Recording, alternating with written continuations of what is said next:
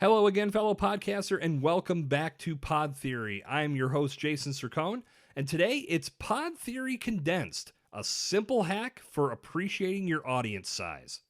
One of the biggest things podcasters get hung up on, especially at the very beginning, is the number of downloads they receive, which is an indicator of how large your audience may be. For whatever reason, new podcasters get it in their head that listeners are going to just flock to their show just because they went live. That's just not the case.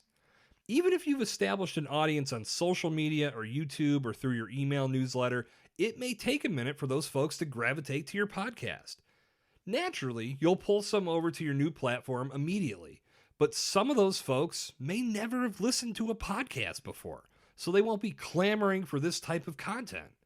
So it requires patience on your part as you come out of the gates, and even as you get a large number of shows under your belt, remember this: podcasting is a 4-quarter game, and throwing in the towel after the first drive is incredibly short-sighted.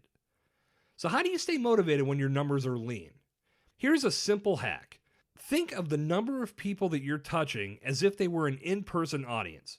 If you were given a room and, let's say, 50 people showed up to hear you speak, would you get discouraged and not bring value to that audience because it wasn't bigger? Of course not. You'd bring your A game and do everything you could to wow that crowd.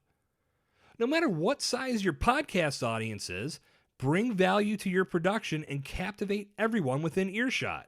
As time goes on, word's going to spread that your podcast offers value, answers questions, solves problems, and engages the listeners. And from that, you're going to see your audience grow. Tony Robbins didn't give his first speech to a jam-packed arena. Everyone starts small and builds up. Do this with your audience, and no matter how many people you're reaching, appreciate them and bring them the value that they seek. And that's it for today's installment of Pod Theory Condensed. Good talk. I'll see you back here tomorrow.